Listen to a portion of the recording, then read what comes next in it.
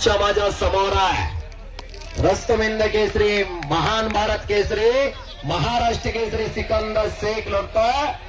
विशाल भोंदो तोही भारत केसरीचा मानकरी आहे, हरियाणा केसरीचा मानकरी आहे.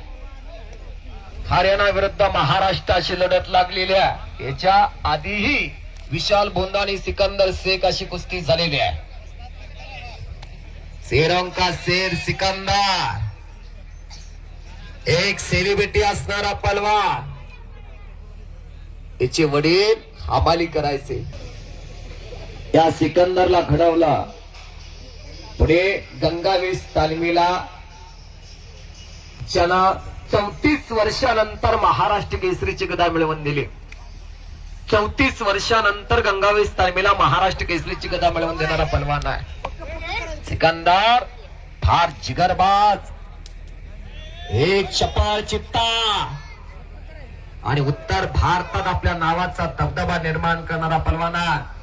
आतापर्यंत उत्तर भारतातील सर्वाधिक पलवान पाडणारा सिकंदर शेख आहे.